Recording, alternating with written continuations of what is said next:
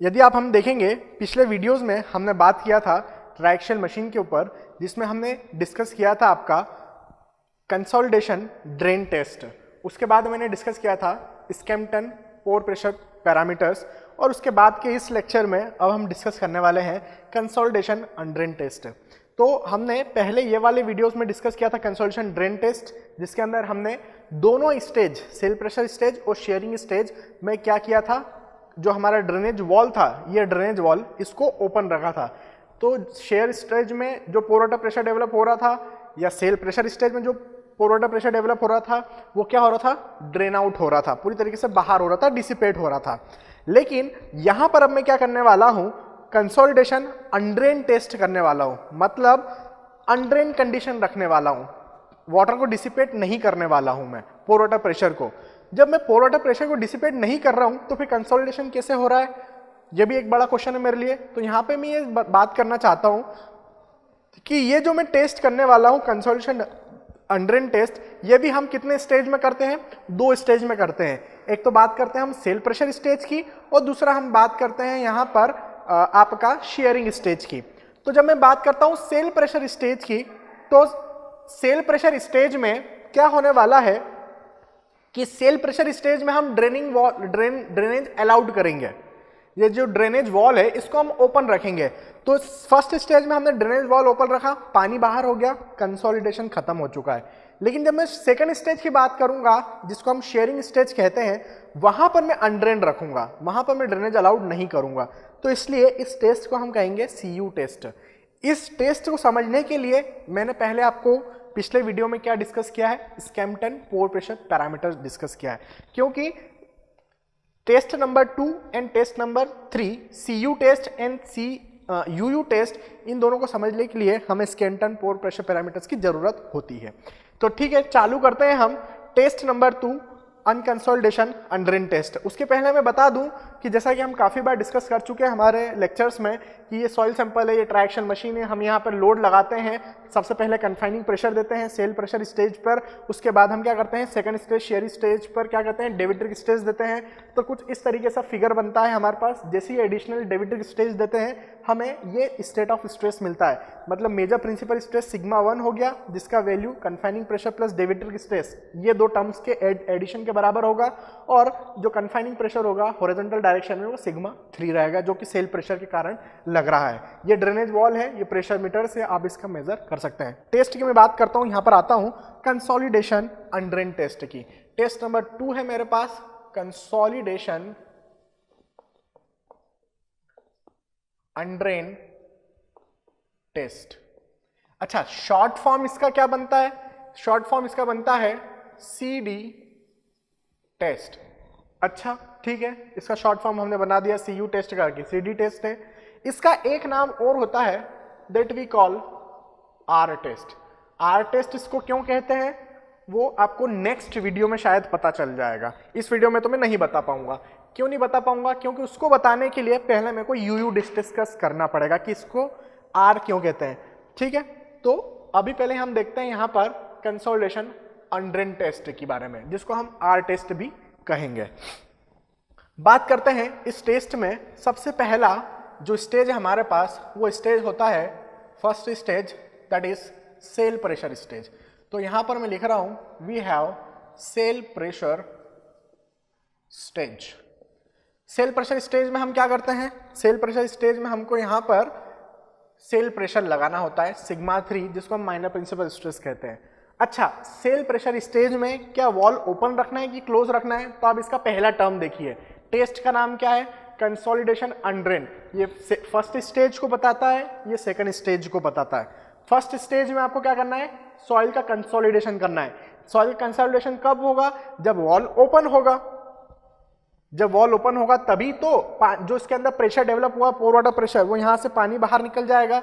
मतलब आपके first stage में सेल प्रेशर स्टेज में वॉल को क्या रखना है, ओपन रखना है। तो यहां पर मैं लिख देता हूं drainage valve is kept open, drainage valve is kept open. आगे बढ़ते हैं, बात करते हैं। सबसे पहले आप क्या रखेंगे यहां पर, सिग्मा 3 मीन्स कन्फाइनिंग प्रेशर हम अप्लाई कर रहे हैं, हमने सॉइल सैंपल 1 लिया है, बहुत सारा सॉइल है जिसमें से सैंपल 1 बनाया है, सॉइल सैंपल 1, तो मैं लिख रहा हूं सॉइल सैंपल 1 के ऊपर कन्फाइनिंग प्रेशर, जिसको आप सेल प्रेशर भी बोल सकते हैं, confining pressure sigma 3 is applied. अच्छा, यदि मैं बोल रहा हूं सिग्मा 3 का वैल्यू सपोज 30 किलो पास्कल है, तो क्या इमीडिएटली 30 किलो पास्कल लगा देना है? नहीं, ग्रेजुअली हम क्या करते हैं 30 किलो पास्कल लगाते हैं, छोड़ देते हैं। मतलब आपको एक कांस्टेंट वैल्यू सिग्मा 3 की रखना है throughout the test, that is for sample number 1 throughout the test आपको सैंपल 1 के लिए कांस्टेंट वैल्यू रखना है सिग्मा 3 की, that is suppose for example 30 kilo pascal, तो पूरा कांस्टेंट रहेगा चारों तरफ से। तो आपका लग गया confining pressure sigma 3 is applied. जैसे आप सिग्मा 3 अप्लाई करेंगे तो सॉइल में क्या है, वाटर प्रेजेंट है। मैं फिर से कंफर्म कर रहा हूं कि मैं कौन सी टाइप की सॉइल की बात कर रहा हूं, सैचुरेटेड क्ले सॉइल के बारे में सबसे पहले मैं बात कर रहा हूं। तो सैचुरेटेड सॉइल है यदि मेरे पास, तो फिर इसमें क्या डेवलप होगा, पोर वाटर प्रेशर डेवलप हो जाएगा। तो यहां पर आप जैसे इसके ऊपर सिग्मा 3 लगाते हैं तो सेकेंड स्टेज में क्या डेवलप होने वाला है, pore water pressure. Pore water pressure कौन सा वाला, यूसी, क्योंकि ये pore water pressure cell pressure stage में डेवलप हुआ है, कन्फाइनिंग प्रेशर के कारण डेवलप हुआ है, इसलिए इसका नाम हम दे रहे हैं pore water pressure UC will develop. ठीक है, अब पोर वाटर प्रेशर डेवलप हो चुका है। जैसे ही पोर वाटर प्रेशर डेवलप होगा, पानी बाहर निकलने की कोशिश करेगा सॉइल में से, क्योंकि प्रेशर डेवलप हो चुका है, पानी इस सॉइल में से बाहर निकलने की कोशिश करेगा और ये बाहर जाएगा इस तरीके से। चूंकि मेरे को यहाँ पर कंसोलिडेशन करवाना है, तो वॉल मैंने क्या कर रखा है, ओपन कर रखा है, तो यहाँ से डिसिपेट हो जाएगा। तो यहाँ पर कंसोलिडेशन प्रोसेस होने लगता है, कंसोलिडेशन प्रोसेस ऑकर्स, और एट द एंड क्या होने वाला है, eight the end of consolidation आपका जो पोर वाटर प्रेशर यूसी है वो पूरी तरीके से क्या हो जाएगा, डिसिपेट हो जाएगा, जीरो हो जाएगा। गेट 2015 या 16 में 1 मार्क के लिए क्वेश्चन पूछा गया था कि इन CU test, consolidation undrained test, what is the value of pore water pressure at the end of consolidation stage. तो आपका आंसर क्या आना चाहिए, 0, कि at the end of consolidation stage pore water pressure की जो वैल्यू होती है वो क्या हो जाती है, 0, पूरी तरीके से पानी क्या हो चुका है, डिसिपेट, मतलब पोर वाटर प्रेशर क्या हो चुका है, डिसिपेट हो चुका है। ठीक है, तो यहां पर ये मुझे क्या होता है, फर्स्ट स्टेज खत्म होता है। अभी तक सॉइल में सिर्फ कन्फाइनिंग प्रेशर सिग्मा 3 प्रेजेंट है, किसी भी प्रकार का कोई भी पोर वाटर प्रेशर डेवलप नहीं हुआ है, मतलब डेवलप हुआ था जो कि आउट हो चुका है, तो 0 है पोर वाटर प्रेशर का वैल्यू। आगे बढ़ते हैं, सेकंड स्टेज की तरफ चलते हैं। सेकंड स्टेज क्या है मेरे पास, सेकंड स्टेज हुए यहां पर शेयरिंग स्टेज। ठीक है, तो आपको शेयरिंग स्टेज हम डिस्कस करते हैं आपके साथ। तो वो है मेरे पास शेयरिंग स्टेज के अंदर मैं क्या करता हूं, मैं शेयरिंग स्टेज के अंदर सॉइल को शेयर करता हूं, इसलिए हमने नाम दिया है शेयरिंग स्टेज। कैसे शेयर करता हूं सॉइल को, सॉइल के ऊपर मैं यहां पर लगाता हूं डेविएटरिक स्ट्रेस। तो डेविएटरिक स्ट्रेस लगाने के कारण सॉइल शेयर होती है। अच्छा, अब इस स्टेज में वॉल ओपन रखना है, ड्रेनेज वॉल की क्लोज रखना है। आप यहां से देखिए सेकंड स्टेज, ये रहा सेकंड स्टेज का सेकंड टर्म, अनड्रेन कंडीशन आपको चाहिए, मतलब अनड्रेन मतलब वॉल क्लोज है, drainage we do not allow. तो यहां पर आप क्या लिख देंगे, drainage valve is kept closed, drainage valve is closed. तो आपने क्या किया, जो पहली स्टेज में ड्रेनेज वॉल ओपन था, दूसरी स्टेज में ड्रेनेज वॉल को आपने क्या कर दिया है, क्लोज कर दिया है। ये हमने यहां से ड्रेनेज वॉल को क्या कर दिया है, क्लोज कर दिया है। ड्रेनेज वॉल जैसे ही क्लोज कर देंगे, अब जैसे ही आप डेविएटरिक स्ट्रेस उसमें लगाएंगे तो क्या डेवलप हो जाएगा, पोर वाटर प्रेशर, पानी फिर बाहर निकलने की कोशिश करेगा, इधर आएगा, वॉल तो क्लोज है, तो यहाँ पर आपको क्या मिलेगी, पोर वाटर प्रेशर की रीडिंग्स मिलना चालू होगी। तो यहाँ पर शेयरिंग स्टेज में ड्रेनेज वॉल इज क्लोज्ड है सपोज, तो ड्रेनेज वॉल क्लोज्ड है। ठीक है, क्या करते हैं हम यहाँ पर पहली स्टेज में, सबसे पहले हम यहाँ पर लगाते हैं डेविएटरिक स्ट्रेस। तो यहाँ पर लिखते हैं deviatoric stress is applied and increased, applied and increased. ठीक है, हमने लगा दिया deviatoric stress is applied and increased. तो आप देखेंगे मेरे पास, मैंने जैसे कि आपको पहला टेस्ट पढ़ाया था कंसोलिडेशन ड्रेन टेस्ट, वहां पर भी मैंने डिस्कस किया था क्या होती है इसकी नेक्स्ट प्रोसेस। आप जैसे डे विट्रिक स्ट्रेस लगाते हैं, सॉइल का वॉल्यूम क्या होता है, कम होने लगता है या फिर बढ़ने लगता है, that depends on the type of soil. ये हमने डिस्कस किया है काफी बार पिछले वीडियोस में भी। तो आपके पास एक्शियल स्ट्रेन मेजर करने की क्या है यहाँ पर फैसिलिटी है, मतलब कोई भी डायल गेज लगा होगा या स्ट्रेन गेज लगा होगा जिससे आप क्या मेजर कर सकते हैं, स्ट्रेन जो ऑकर हो रहा है एक्शियल स्ट्रेन सॉइल में वो आप मेजर कर सकते हैं डे विट्रिक स्ट्रेस की डायरेक्शन में। तो आप क्या करते हैं, जैसे आपके पास डे विट्रिक स्ट्रेस है वैसे ही आपके पास एक्शियल स्ट्रेस की वैल्यू भी सॉइल सैंपल पे आपको क्या लग रही है, मिल रही है। तो आपके पास number of values of deviatoric stress है, number of values of axial strain है। डे विट्रिक स्ट्रेस है, एक्शियल स्ट्रेन है, क्या इन दोनों के बीच में हम प्लॉट ड्रॉ कर सकते हैं, क्या बिल्कुल ड्रॉ कर सकते हैं, देखते हैं क्या रिजल्ट्स मिलते हैं हमको। तो मैंने क्या किया, मैं फोर्स जो वर्टिकल डायरेक्शन में फोर्स है वो मैं बढ़ाते चला जा रहा हूं सॉइल पर, जिसके कारण मुझे सॉइल में एक्शियल स्ट्रेन मिलता चला जा रहा है, जिसके रिस्पेक्टिवली मुझे यहां पर क्या डेवलप हो रहा है, डे विट्रिक स्ट्रेस। तो यहां पर हम क्या ले रहे हैं, यहां पर हमने लिया है आपका डे विट्रिक स्ट्रेस और हॉरिजॉन्टल एक्सिस पे हमने यहां पर क्या ले लिया है, एक्शियल स्ट्रेन। ठीक है, अब इस टेस्ट में हम क्या करेंगे, प्लॉट बना देते हैं जल्दी से। कैसे प्लॉट बनेगा, यदि मैं बात कर रहा हूं ओसीसी सॉइल के केस में तो मुझे कुछ इस तरीके का कर्व मिलता है ओसीसी सॉइल के केस में। तो ये आपका हो चुका है ओसीसी सॉइल। लेकिन जब मैं बात करूं एनसीसी सॉइल के केस में तो मुझे मोनोटोनिकली इंक्रीजिंग कर्व मिलता है एनसीसी सॉइल के केस में। ठीक है, तो ये मैंने क्या किया, सेकंड स्टेज में कर्व ड्रॉ किया इन दो के बीच में। अब जैसे मैं बात करूं ओसीसी सॉइल है मेरे पास, तो इसका जो पिक पॉइंट होगा, ultimate value of deviatoric stress, वो मैं कितना ले लेता हूं फेलियर कंडीशन पे, यहाँ पे सॉइल फेल हो रही है, वो हो गया मेरे पास डेल्टा सिग्मा एफ। और यदि एनसीसी सॉइल है तो इसका अल्टीमेट वैल्यू मैं ले लूंगा डेल्टा सिग्मा एफ। जो जिसे भी टाइप की सॉइल है वो वैल्यू आप क्या कर सकते हैं उस फिगर से ले लीजिए। अब यही यहां पर मैं लिख देता हूं कि सेकंड स्टेज क्या हो जाती है, maximum value of deviatoric stress at failure delta sigma F is calculated और मेजर्ड। वहां से फिगर्स हमने क्या कर लिया, ये वैल्यू भी डिटरमाइन कर ली है। आपको ये ध्यान होगा कि यहां पर मैंने ड्रेनेज वॉल को क्या रखा हुआ है, क्लोज रखा हुआ है। मतलब आप जैसे ही सिग्मा डी उस पर बढ़ाते चले जाएंगे, डे विट्रिक स्ट्रेस बढ़ाते चले जाएंगे, इस सॉइल के अंदर क्या डेवलप होने वाला है, pore water pressure UD develop होने वाला है। ठीक है, इस सॉइल के अंदर अब pore water pressure UD will develop. मैं वहां पर लिखता हूं next point number 3 second stage के अंदर, कि आपकी सॉइल में pore water pressure UD will develop. Pore water pressure UD develop हो चुका है। क्या यूडी अब जीरो होगा? मैंने कंसोलिडेशन ड्रेन टेस्ट की बात किया, मैंने कंसोलिडेशन अनड्रेन टेस्ट में सेल प्रेशर स्टेज की बात किया। हर जगह पे पोर वाटर प्रेशर क्या हो रहा था, जीरो हो रहा था।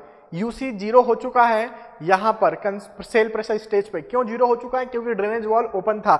लेकिन जैसे मैं शेयरिंग स्टेज की बात करता हूं, यहां पर वॉल क्या है, क्लोज है। और जब वॉल क्लोज रहता है तो सिचुएशन में पोर वाटर प्रेशर यूडी जो डेवलप हुआ है वो डिसिपेट नहीं होता है, it remains in the soil, it is maintained actually.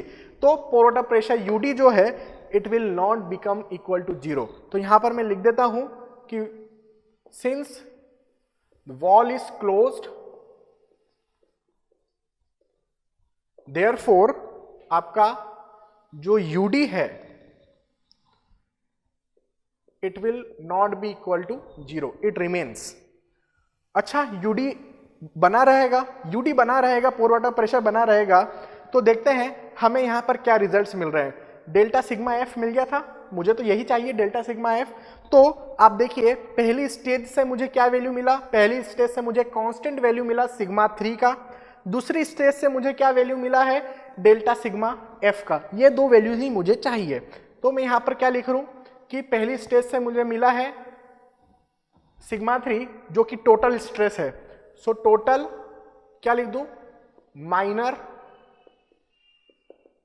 Principal stress का वैल्यू हो गया ये सिग्मा 3।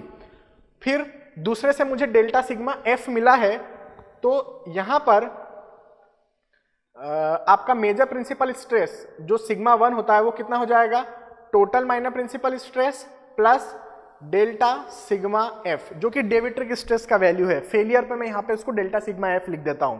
तो ये कितना वैल्यू मिल रहा है आपको, ये वैल्यू मिल रहा है आपको, इसका नाम हम क्या देने वाले हैं, इसका नाम हम देने वाले हैं टोटल। अभी तक मैंने इसमें पोर वाटर प्रेशर की बात नहीं की है सिग्मा 1 एंड सिग्मा 3 में, तो ये हो चुका है आपका टोटल मेजर प्रिंसिपल स्ट्रेस।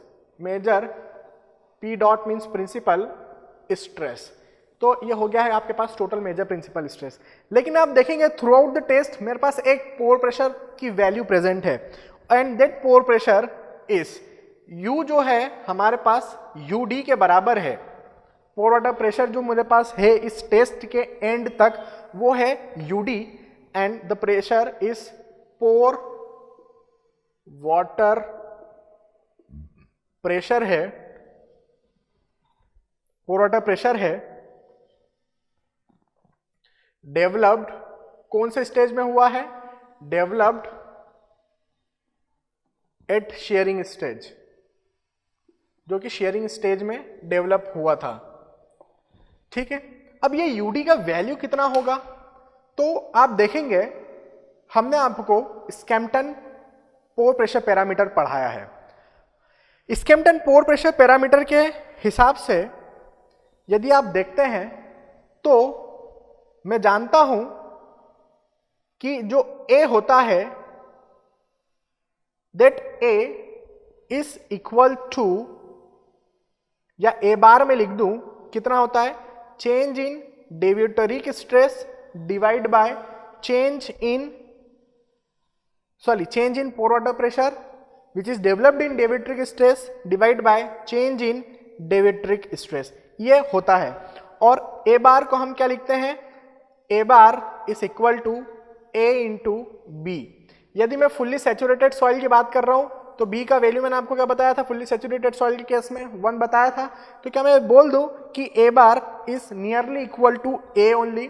तो यहां से जो change in pore water pressure है मेरे पास, क्या मैं उसको लिख दूं फेलियर स्टेज पर पोर वाटर प्रेशर कितना बन जाएगा, 8 फेलियर स्टेज। फेलियर स्टेज पे क्या मैं लिख दूं, फेलियर स्टेज पर जो पोर वाटर प्रेशर है यूडी वो मेरे पास बनने वाला है A into delta sigma F के बराबर। आप देखिए ये क्या था, डेविट्रिक स्ट्रेस था। फेलियर स्टेज पर या ओसीसी सॉइल हो या एनसीसी सॉइल हो कितना वैल्यू होता है, डेल्टा सिग्मा एफ होता है। तो क्या मैं फेलियर स्टेज पर जो मेरे पास पोर वाटर प्रेशर यूडी की वैल्यूज मिल रही है, क्या मैं वो लिख दूं, it is equal to A into delta sigma F, बिल्कुल लिख सकता हूं।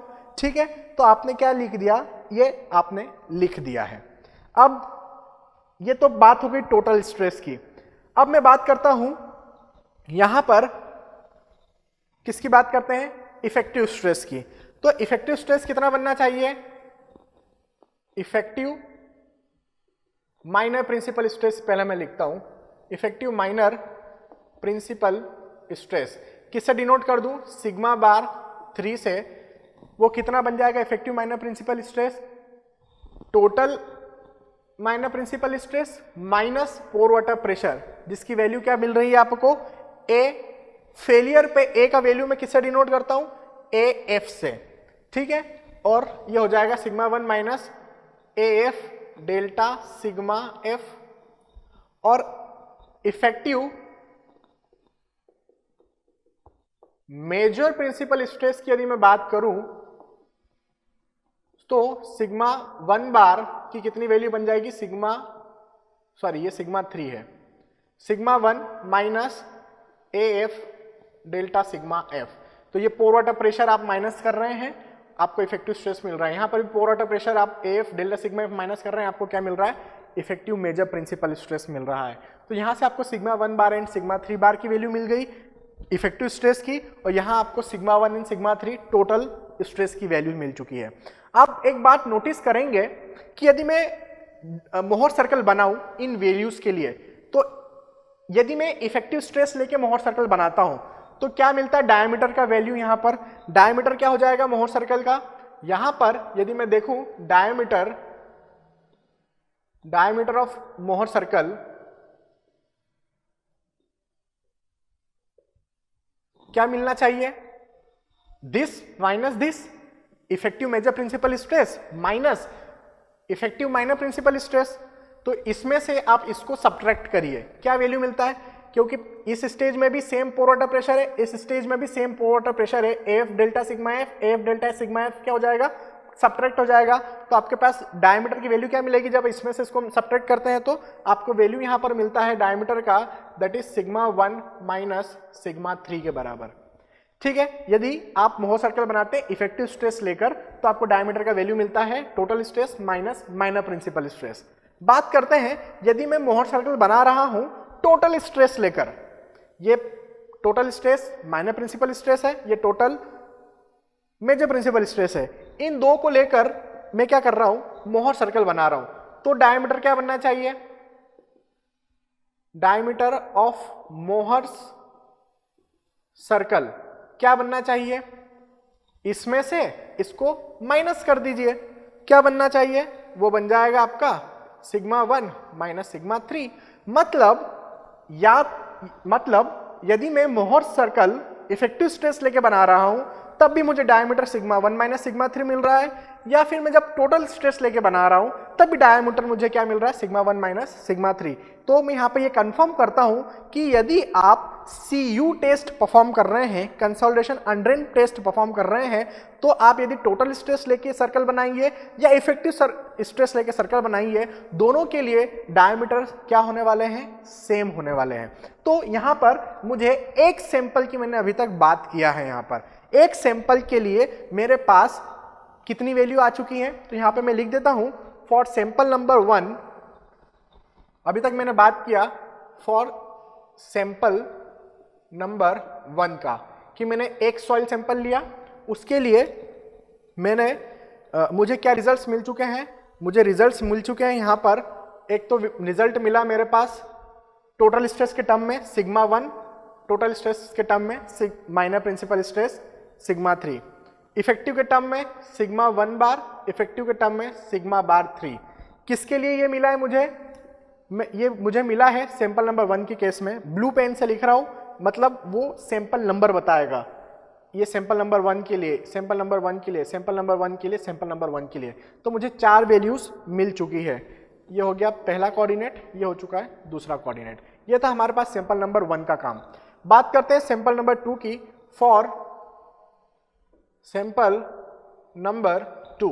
यदि मेरे पास सैंपल नंबर 2 है तो क्या करना है, देखो सॉइल नंबर सैंपल नंबर 1 में एंड सैंपल नंबर 2 में सॉइल टाइप जो है वो सेम है, सेम सॉइल है, लेकिन अब मैंने दूसरा एक और सैंपल बनाया है, वो दूसरा सैंपल बनाया मैंने, उसको वापस ट्रायक्सियल मशीन जो है इस तरीके से वहां पर मैंने सेट किया, सब पूरा सेटअप किया, वापस से मैं टेस्ट क्या कर रहा हूं, स्टार्ट कर रहा हूं। फिर से मैंने क्या इस पर लगाया, कन्फाइनिंग प्रेशर सिग्मा 3 लगाया।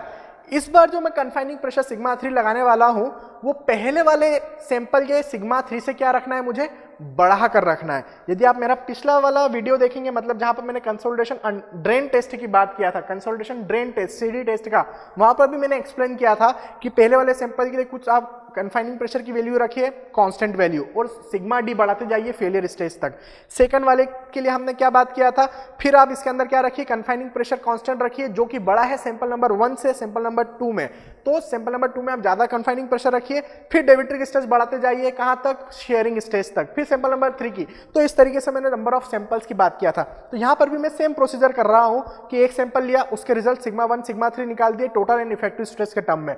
यहां पर सैंपल नंबर 2 लिया मैंने, क्या कर रहा हूं, सैंपल नंबर 2 में कन्फाइनिंग प्रेशर थोड़ा सा बढ़ा के लगा रहा हूं, फिर क्या होगा, पोर वाटर प्रेशर डेवलप होगा, चूंकि वॉल ओपन है फर्स्ट स्टेज में, पानी पूरी तरीके से बाहर, confining stage cell pressure stage complete हो जाती है। तो at the end of consolidation stage CU test में पोर वाटर प्रेशर क्या हो चुका है, पूरी तरीके से 0 हो चुका है। फिर मैं आता हूं शेयरिंग स्टेज पर। शेयरिंग स्टेज में मैं डेविट्रिक स्टेज क्या होती है, बढ़ाते चला जाता हूं।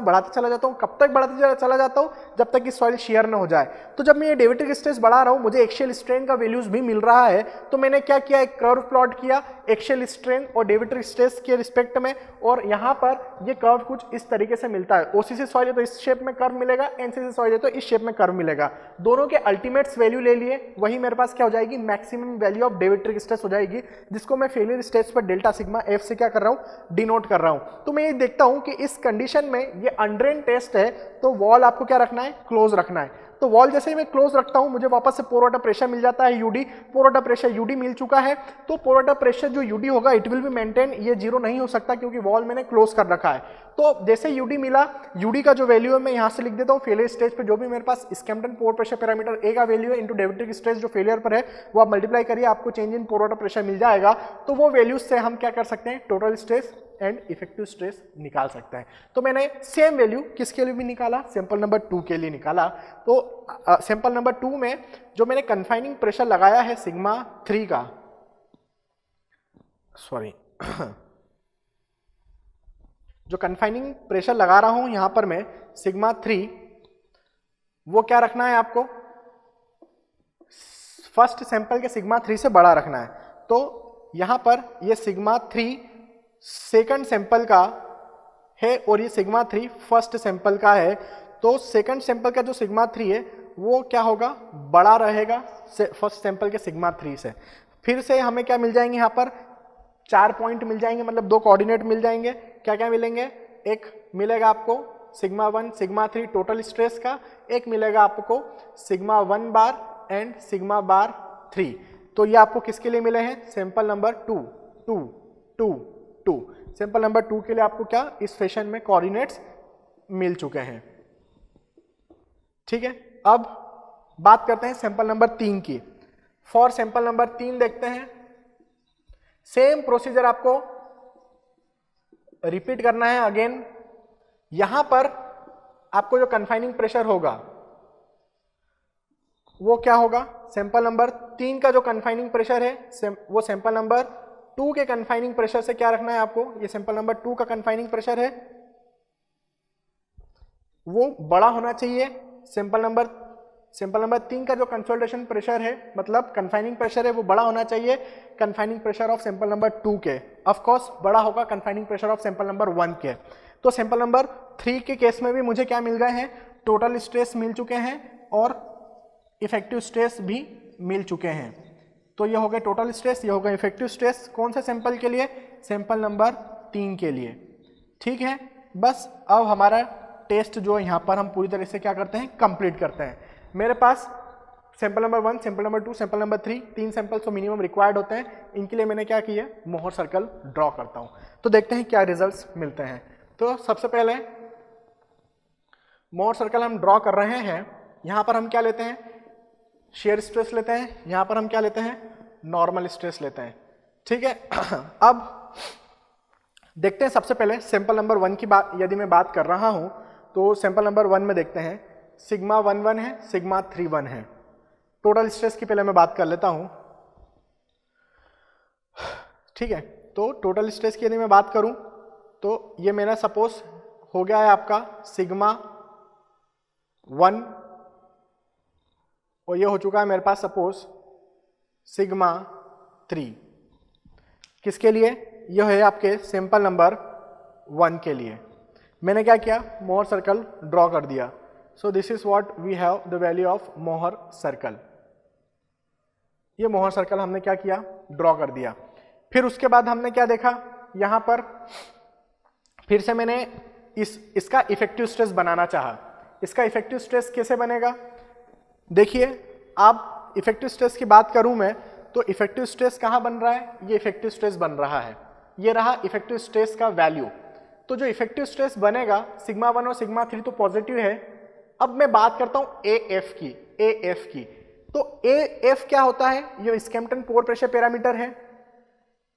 ये पॉजिटिव होता है कौन सी सॉइल के लिए, NCC सॉइल के लिए। हमने हमारे पिछले वीडियो में स्कैम्पटन पोर प्रेशर पैरामीटर की बात की थी कि आपका जो वैल्यू है वो क्या है, ए का वैल्यू पॉजिटिव रहता है एनसीसी सॉइल के लिए, नेगेटिव रहता है ओसीसी सॉइल के लिए। मैं बात कर रहा हूं यहां पर पहले एनसीसी सॉइल की। एनसीसी सॉइल के लिए हम कर्व बना रहे हैं यहां पर। तो यदि आपके पास एनसीसी सॉइल है, एएफ का वैल्यू कैसा रहेगा, पॉजिटिव, मतलब सिग्मा 3 माइनस कुछ पॉजिटिव वैल्यू क्या होने वाली है, कम होने वाली है, मतलब इफेक्टिव स्ट्रेस का वैल्यू टोटल स्ट्रेस से कम आने वाला है। तो क्या कर रहा हूं मैं, इफेक्टिव स्ट्रेस का वैल्यू टोटल स्ट्रेस से कम बना रहा हूं। तो ये मैंने बना दिया कुछ इस तरीके से। अच्छा, डायमीटर क्या होगा, सेम रहेगा इफेक्टिव स्ट्रेस सर्कल का।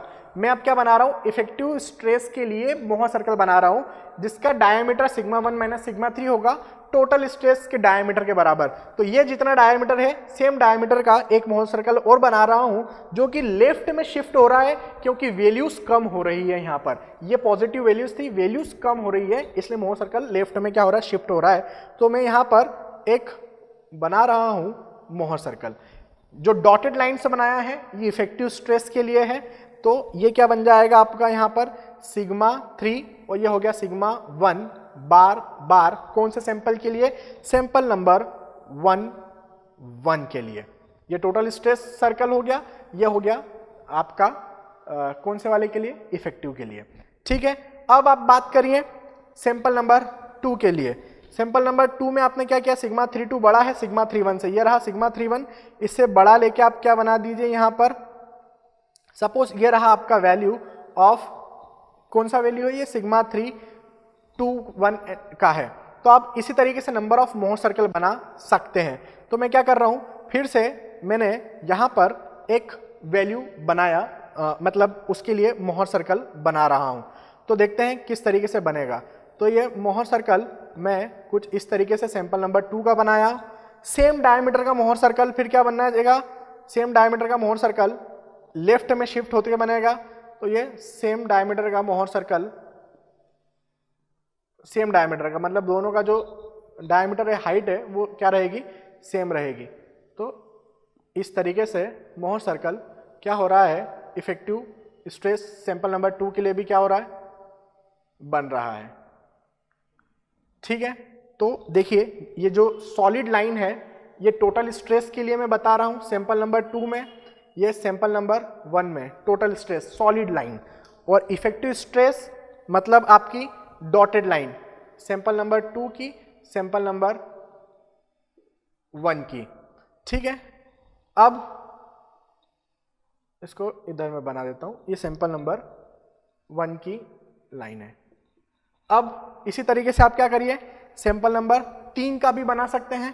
तो 3 का कैसे बनेगा, इससे और बड़ा बनेगा। तो 3 का कुछ इस तरीके से ये बनाया, उसका फिर आप ये बना दीजिए इस तरीके से। तो आपके तीनों सर्कल्स के लिए आपने क्या बना दिए, ये आपका तीनों सर्कल, थर्ड सर्कल का टोटल स्ट्रेस हो गया, और ये जो थर्ड डॉटेड लाइन है ये इफेक्टिव स्ट्रेस के लिए थर्ड सैंपल का हो गया। तो इस तरीके से आपने 3 मोहर सर्कल बना दिए टोटल स्ट्रेस के लिए, इफेक्टिव स्ट्रेस के लिए। अब मैं यहां पर क्या करने वाला हूं, अच्छा बात आपको ये बहुत जरूरी याद रखना है कि टोटल स्ट्रेस एक सैंपल के लिए, किसी कोई भी सैंपल पकड़ो, यदि मैं बात करूं सैंपल नंबर 3 की, तो सैंपल नंबर 3 के लिए जो टोटल स्ट्रेस के लिए मोहर सर्कल बनाया है उसका डायमीटर, सैंपल नंबर 3 के लिए जो आपने इफेक्टिव स्ट्रेस का सर्कल बनाया है उसका डायमीटर के क्या होगा, बराबर होगा। लेकिन जो आपने सैंपल नंबर 3 का जो सर्कल बनाया है, चाहे वो इफेक्टिव का बनाया हो या टोटल का, उसका डायमीटर ज्यादा रहेगा सैंपल नंबर 2 के total stress and effective stress circle से। 2 का ज्यादा रहेगा सैंपल नंबर 1 के डायमीटर से। तो डायमीटर क्या हो रहा है, बढ़ते चले जा रहे हैं, क्योंकि आप confining pressure throughout the test क्या हो रहे हैं, बढ़ाते चले जा रहे हैं। ठीक है, तो यहां पर ये चीज हमारी क्लियर होती है। अब मैं क्या कर रहा हूं, मैं सॉलिड वाले जो पहले हैं, जो सॉलिड लाइन है, सॉलिड लाइन किसके लिए है, टोटल स्ट्रेस के लिए, उनको कनेक्ट करता हुआ एक कॉमन टेंजेंट ड्रॉ कर रहा हूं। तो मैंने क्या किया, सॉइल कौन सी मेरे पास, एनसीसी सॉइल है, टोटल स्ट्रेस के लिए मोहर सर्कल कैसे है, सॉलिड लाइन के हैं, उनको ड्रॉ करते हुए, उनको कनेक्ट करते हुए एक कॉमन टेंजेंट में क्या कर रहा हूं, ड्रॉ कर रहा हूं। तो ये कॉमन टेंजेंट मैंने क्या किया, कुछ इस तरीके से ड्रॉ किया। तो जब मैं कॉमन टेंजेंट ड्रॉ कर रहा हूं तो मुझे कुछ इस शेप में टेंजेंट मिल रहा है। तो मैंने देखा कि इस लाइन को, टेंजेंट को यदि मैं आगे एक्सटेंड करता हूं तो ये सीधे ओरिजिन के पास जाके मिलता है। तो मैंने टोटल स्ट्रेस सर्कल्स को कनेक्ट करता हुआ एक टेंजेंट ड्रॉ किया।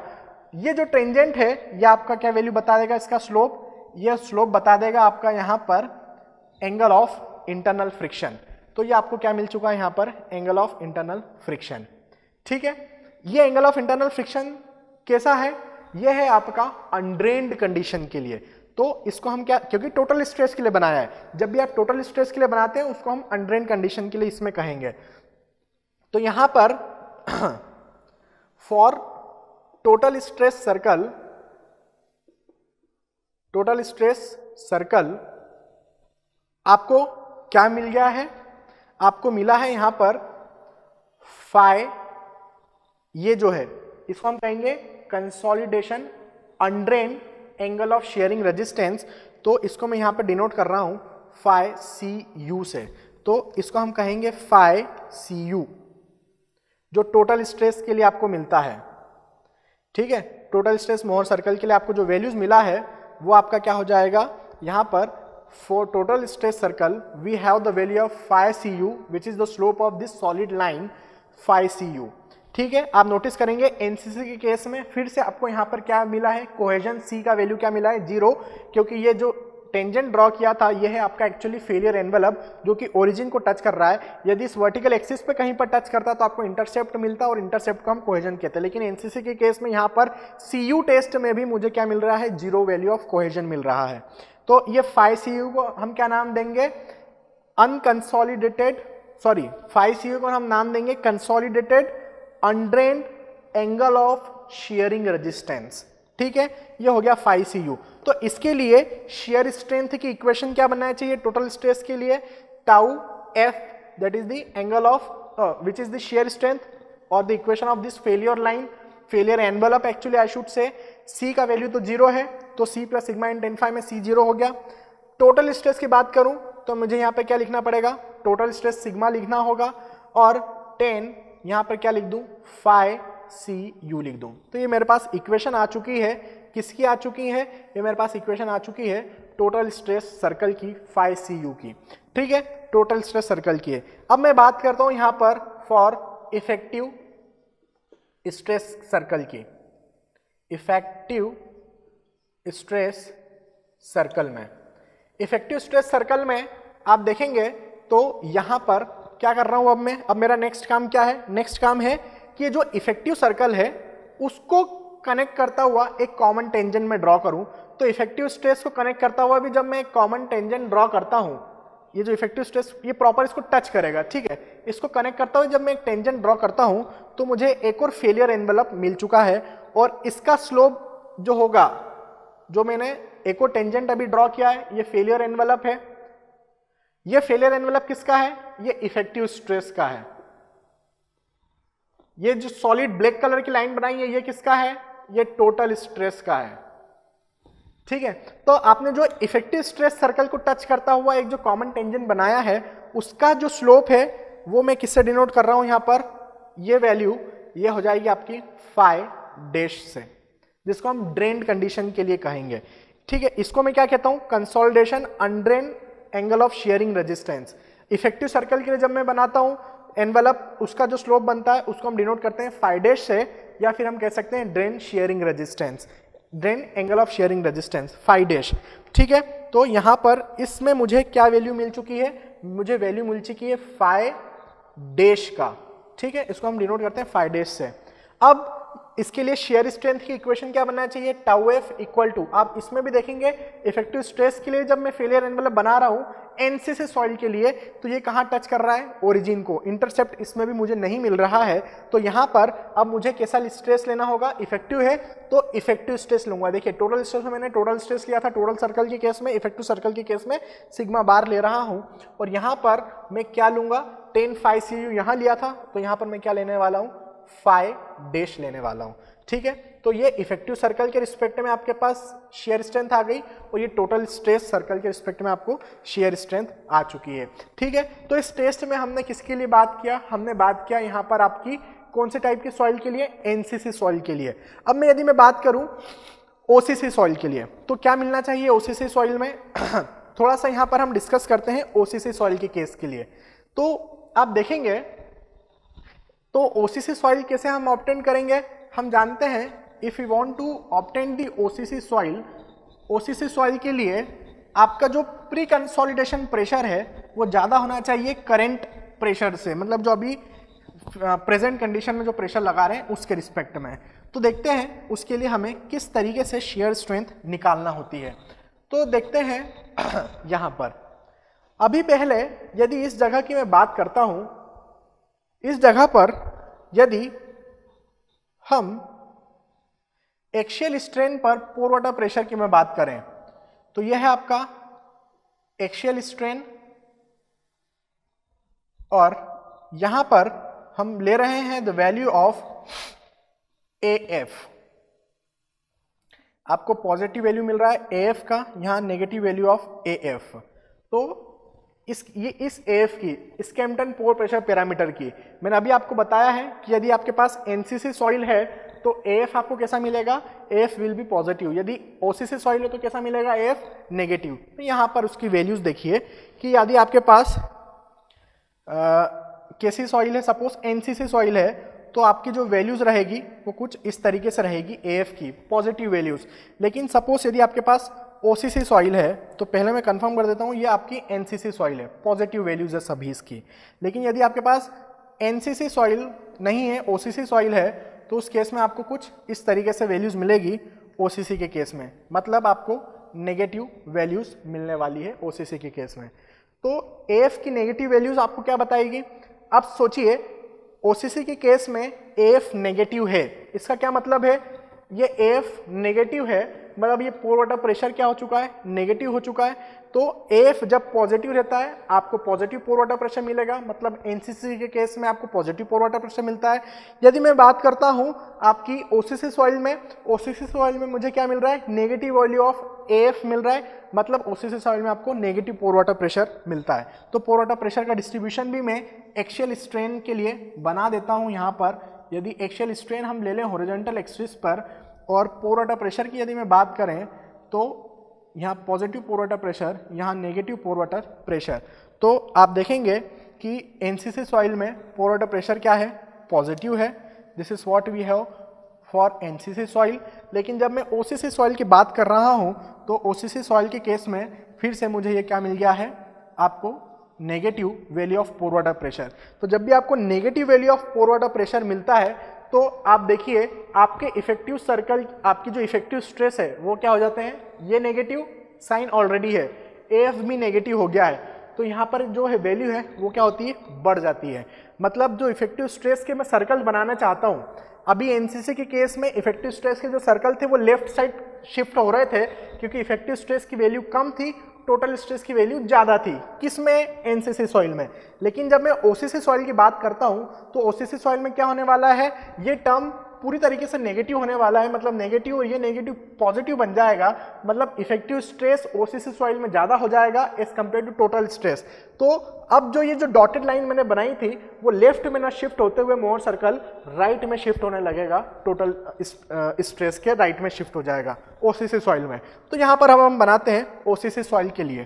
तो जैसे कि 3 सैंपल था, पूरा टेस्ट आपका सेम है, पूरी प्रोसीजर सेम करना है, सिर्फ आपको 3 सैंपल्स के लिए क्या बनाना है? यहाँ पे रिजल्ट्स आपके ड्रॉ करना है। तो आप क्या करिए यहाँ पर OCC सॉइल की यदि हम बात करें तो क्या करेंगे हम? सबसे पहले OCC सॉइल के केस में ओवर कंसोलिडेटेड सॉइल है मेरे पास, तो मैं उसका टोटल स्ट्रेस बना रहा हूँ सॉलिड लाइन से। सो टोटल स्ट्रेस मैंने बनाया सॉलिड लाइन से, ठीक है। उसका सेम डायमीटर का बनने वाला है। अब क्या बनने वाला है? Effective stress. और इफेक्टिव स्ट्रेस अब क्या है? टोटल स्ट्रेस से बड़े हो चुके हैं क्योंकि पोर वाटर प्रेशर मेरे पास नेगेटिव आ चुका है OCC सॉइल में, तो इफेक्टिव स्ट्रेस किधर शिफ्ट हो जाएगा? राइट में। तो ये इफेक्टिव स्ट्रेस का आ चुका है सेम डायमीटर का दूसरा सर्कल। ये हो गया सैंपल नंबर 1 की बात। सैंपल नंबर 2 की मैं बात करूं यहाँ पर तो ये है मेरे पास सैंपल नंबर 2 का डायमीटर, ठीक है। थोड़ा सा बड़ा बनाना होगा, ठीक है। आप समझ जाइए कि मैं क्या बनाना चाह रहा हूँ। फिर इसका इफेक्टिव स्ट्रेस क्या होगा? और शिफ्ट हो जाएगा सेम डायमीटर में, तो ये इफेक्टिव स्ट्रेस इसका सेम डायमीटर का इधर शिफ्ट हो गया। और बात करें तो यहां पर तो ये हो गया आपका किसका, सैंपल नंबर 3 का, उसका भी आप क्या कर सकते हैं, इफेक्टिव स्ट्रेस बना सकते हैं। ये उसका बन गया आपका effective stress total circle, effective stress for OCC soil के लिए। तो आप देखेंगे जो मैं यहां पर बनाया हूं ये है आपका इफेक्टिव स्ट्रेस के लिए, और ये जो बनाया है वो बनाया है टोटल स्ट्रेस के लिए। आप कहें तो मैं इसको डॉटेड बना देता हूं, इफेक्टिव स्ट्रेस को हम डॉटेड लाइन से बनाते थे पिछले, तो यहां पर ये सब आपके क्या है, डॉटेड लाइन आपके इफेक्टिव स्ट्रेस बता रहे हैं, और सॉलिड लाइंस आपकी टोटल स्ट्रेस मोहर सर्कल्स बता रहे हैं। ठीक है, तो ये बन गया आपका डॉटेड लाइन वाला इफेक्टिव स्ट्रेस, सॉलिड वाला टोटल स्ट्रेस। सैंपल नंबर 1 के लिए, सैंपल नंबर 2 के लिए, सैंपल नंबर 3 के लिए, तीनों को कनेक्ट करते हुए हमें क्या करना है, एक कॉमन टेंजेंट ड्रॉ करना है। तो पहले मैं क्या कर रहा हूं, टोटल को कनेक्ट कर दूं, फिर मैं बाद में इफेक्टिव को कर दूंगा। तो ये टोटल को कनेक्ट करता हुआ हमने क्या किया, एक कॉमन टेंजेंट ड्रॉ किया। ठीक है, ये पूरा एक लीनियर लाइन बनने वाला है, थोड़ा सा हल्का सा स्लोप में चेंज दिख रहा है मुझे यहाँ पर। ठीक है, तो मैंने देखा कि ये क्या कर रहा है, इंटरसेप्ट काट रहा है इस जगह पर वर्टिकल एक्सिस को, तो इसका ये जो स्लोप होगा टोटल स्ट्रेस का, ये मुझे मिल जाएगा फाई। और चूंकि टेस्ट मेरा कंसोलिडेशन अनड्रेन टेस्ट है, टोटल स्ट्रेस के लिए मुझे क्या मिलता था, फाई CU, इसको हम क्या नाम देंगे, consolidation undrained angle of shearing resistance. In the same fashion मेरे पास यहाँ इंटरसेप्ट क्या मिला है, कोहेजन, जिसको मैं क्या कहने वाला हूं, CCU, क्या नाम बनना चाहिए इसका, consolidated undrained cohesion, CU, CCU, phi CU, ये मिल चुका है।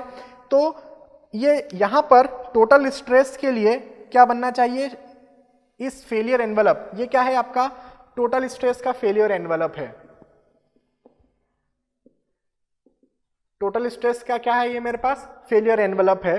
तो यहां पर टोटल स्ट्रेस के फेलियर एनवेलप की इक्वेशन क्या बनेगी, टाउ एफ इक्वल टू, देखिए अब की बार आपके पास कोहेजन भी है, एनसीसी की केस में कोहेजन नहीं था, मैं यहां पर लिख देता हूं ये आपका कौन सी सॉइल है, ये आपकी ओसीसी सॉइल है। तो tau F equal to total stress के लिए CU मिलेगा, प्लस आपको टोटल स्ट्रेस लेना होगा सिग्मा n, लिख सकते हैं आप चाहें तो, जो कि फेलियर प्लेन पे मिलने वाला है सिग्मा, और 10 फाई CU।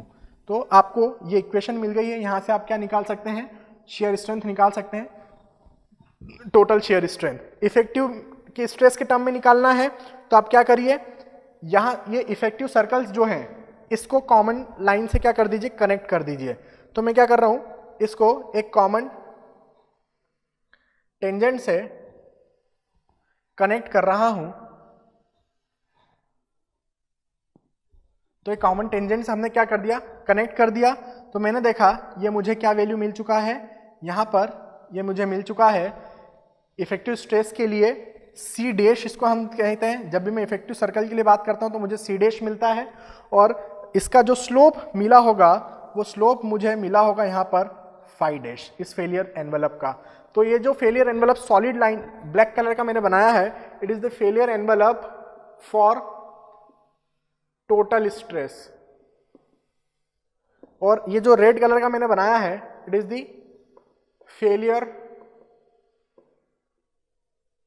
एनवेलप किसके लिए, फॉर इफेक्टिव स्ट्रेस मोहर सर्कल्स के लिए। ठीक है, तो ये हो गया आपका फॉर टोटल स्ट्रेस।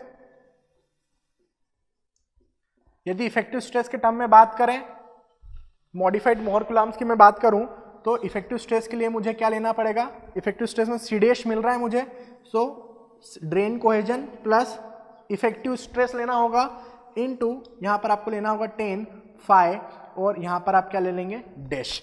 तो इस तरीके से हम बात कर सकते हैं किसके केस में, इफेक्टिव स्ट्रेस के केस में। तो यहां पर मैं लिख देता हूं for effective stress, for effective stress. तो या इस तरीके से आप क्या कर सकते हैं, आपके सॉइल में शेयर स्ट्रेंथ निकाल सकते हैं। तो इस वीडियो में हमने क्या डिस्कस किया, हमने डिस्कस किया कंसोलिडेशन अनड्रेन टेस्ट के बारे में, CU टेस्ट के बारे में, जिसको हम R टेस्ट भी कहते हैं। R टेस्ट में बताता हूं इसलिए कहते हैं क्योंकि इस टेस्ट को, पहले वाले टेस्ट को हम क्या नाम देते हैं, S, स्लो टेस्ट होता है। लास्ट वाले टेस्ट को हम नाम देते हैं क्विक टेस्ट, Q, और एस और क्यू के बीच में क्या आता है आर, इसलिए इस टेस्ट का हमने नाम क्या दिया है आर टेस्ट। इसका मीनिंग समझ में आता है, S test means slow test, इसका मीनिंग समझ में आता है क्विक टेस्ट, इसलिए क्यू टेस्ट। इन दोनों के बीच का ये टाइम लेता है, इंटरमीडिएट टाइम लेता है, तो इसलिए हमने नाम दे दिया इसका आर टेस्ट। तो यह है आपका आर टेस्ट। हमने एनसीसी सॉइल के लिए देखा, हमने ओसीसी सॉइल के लिए देखा, हमने एनसीसी में effective stress total stress circles की भी बात की, हमने ओसीसी में effective stress total stress circles के बारे में बात की। I hope you people enjoyed this lecture. Thank you so much.